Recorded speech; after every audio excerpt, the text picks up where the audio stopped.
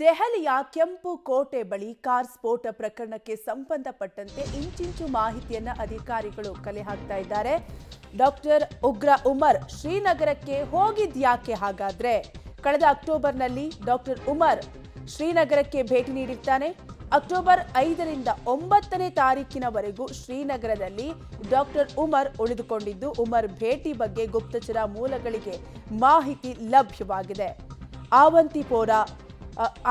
ಆವಂತಿಪೋರ ಸೇರಿದಂತೆ ಹಲವು ಸ್ಥಳಗಳಿಗೆ ಉಮರ್ ಭೇಟಿ ನೀಡಿದ್ದು, ಆವಂತಿಪೋರಾದಲ್ಲಿ ಕ್ಲೋಸ್ ಡೋರ್ ಮೀಟಿಂಗ್ ಅನ್ನ ನಡೆಸಿರ್ತಾರೆ ಅನ್ನುವಂಥದ್ದು ಗುಪ್ತಚರ ಮೂಲಗಳಿಗೆ ಮಾಹಿತಿ ಸಿಕ್ಕಿದ್ದು. ಜೈಷ್ ಸಂಘಟನೆ ಪರ ಇರುವವರ ಜೊತೆ ಈತ ಮೀಟಿಂಗ್ ನಲ್ಲಿ ಭಾಗಿಯಾಗಿರ್ತಾನೆ. ಇಲ್ಲಿ ಉಮರ್ ಕಾರು ಖರೀದಿಸಿದ ಬಗ್ಗೆ ಮಾಹಿತಿ ಕೂಡ ಲಭ್ಯವಾಗಿದ್ದು, ಪ್ರೀ ಪ್ಲಾನ್ ಮಾಡಿ ಸ್ಫೋಟಕ್ಕೆ ಕಾರನ್ನ ಖರೀದಿ ಮಾಡಿರುವ ಶಂಕೆ ಕೂಡ ವ್ಯಕ್ತವಾಗ್ತಾ ಇದೆ. ಒಟ್ಟಾರೆಯಾಗಿ ದೆಹಲಿಯ ಕೆಂಪು ಕೋಟೆ ಬಳಿ ಕಾರ್ ಬ್ಲಾಸ್ಟ್ ಪ್ರಕರಣ ಇಡೀ ದೇಶವನ್ನೇ ಬೆಚ್ಚಿ ಬೀಳಿಸಿದ್ದು, ಈ ಪ್ರಕರಣಕ್ಕೆ ಸಂಬಂಧಪಟ್ಟಂತೆ ಈಗಾಗಲೇ ಅಧಿಕಾರಿಗಳು ತನಿಖೆಯನ್ನು ನಡೆಸ್ತಾ ಇದ್ದು, ಇಂಚಿಂಚು ಮಾಹಿತಿಯನ್ನು ಕೂಡ ಕಲೆ ಹಾಕ್ತಿದ್ದು, ಇದೆಲ್ಲದರ ಮಧ್ಯೆ ಉಗ್ರ ಉಮರ್ ಬಗ್ಗೆ ಕೂಡ ಅಧಿಕಾರಿಗಳು ಮಾಹಿತಿಯನ್ನ ಕಲೆ ಹಾಕಿದ್ದಾರೆ. ಡಾಕ್ಟರ್ ಉಗ್ರ ಉಮರ್ ಶ್ರೀನಗರಕ್ಕೆ ಹಾಗಾದ್ರೆ ಹೋಗಿದ್ದಾದ್ರೂ ಯಾಕೆ ಅನ್ನೋ ಪ್ರಶ್ನೆ ಮೂಡ್ತಾ ಇದ್ರು. ಕಳೆದ ಅಕ್ಟೋಬರ್ ತಿಂಗಳಲ್ಲಿ ಈತ ಡಾಕ್ಟರ್ ಉಮರ್ ಶ್ರೀನಗರಕ್ಕೆ ಭೇಟಿ ನೀಡಿದ್ದು, ಅಕ್ಟೋಬರ್ 5ನೇ ತಾರೀಕಿನಿಂದ 9ನೇ ತಾರೀಕಿನವರೆಗೂ ಶ್ರೀನಗರದಲ್ಲಿ ಡಾಕ್ಟರ್ ಉಮರ್ ಉಳಿದುಕೊಂಡಿದ್ದು, ಉಮರ್ ಭೇಟಿ ಬಗ್ಗೆ ಗುಪ್ತಚರ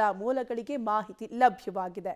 ದೆಹಲಿಯ ಕೆಂಪು ಕೋಟೆ ಬಳಿ ಕಾರ್ ಬ್ಲಾಸ್ಟ್ ಪ್ರಕರಣಕ್ಕೆ ಸಂಬಂಧಪಟ್ಟಂತೆ ಈಗಾಗಲೇ ಇಂಚಿಂಚು ಮಾಹಿತಿಯನ್ನು ಕೂಡ ಕಲೆ ಹಾಕ್ತಾ ಇದ್ದು, ಶೋಫಿಯಾನಲ್ಲಿ ಮೌಲ್ವಿ ದಂಪತಿಯನ್ನ ಸೆರೆ ಹಿಡಿಯಲಾಗಿದೆ. 5 ಮೊಬೈಲ್ ಫೋನ್ ಅನ್ನ ವಶಕ್ಕೆ ಪಡೆದುಕೊಂಡಿದೆ ತನಿಖಾ ತಂಡ. ಮೌಲ್ವಿ ಇಮಾಮ್ನನ್ನ ತನಿಖಾ ತಂಡ ವಶಕ್ಕೆ ಪಡೆದುಕೊಂಡಿದ್ದು, ಮೌಲ್ವಿಯ ವಿಚಾರಣೆ ನಡೆಸಿದಾಗ ಮುಜಾಮಿಲ್ ನಂಟು ಪತ್ತೆಯಾಗಿದೆ. ಪಾಕ್ ಟೀಮ್ ಜೊತೆ ಟೆಲಿಗ್ರಾಮ್ ಮೂಲಕ ಇವರು ನಿರಂತರವಾಗಿ ಸಂಪರ್ಕದಲ್ಲಿ ಇದ್ರು ಅನ್ನುವಂತಹ ವಿಚಾರ ಕೂಡ ಈಗ ಬಟಬಯಲಾಗಿದ್ದು, ಮೌಲ್ವಿಯ ವಿಚಾರಣೆ ನಡೆಸಿದಾಗ ಮುಜಾಮಿಲ್ ನಂಟು ಪತ್ತೆಯಾಗಿದೆ. ದೆಹಲಿಯ ಕೆಂಪು ಕೋಟೆ ಬಳಿ ಕಾರ್ ಬ್ಲಾಸ್ಟ್ ಪ್ರಕರಣಕ್ಕೆ ಸಂಬಂಧಪಟ್ಟಂತೆ ಶೋಫಿಯಾನಲ್ಲಿ ಮೌಲ್ವಿ ದಂಪತಿಯನ್ನ ಸೆರೆ ಹಿಡಿಯಲಾಗಿದ್ದು, 5 ಮೊಬೈಲ್ ಫೋನ್ ಅನ್ನು ಕೂಡ ತನಿಖಾ ತಂಡ ಈಗಾಗಲೇ ವಶಪಡಿಸಿಕೊಂಡು ತನಿಖೆಯನ್ನ ನಡೆಸ್ತಾ ಇದೆ.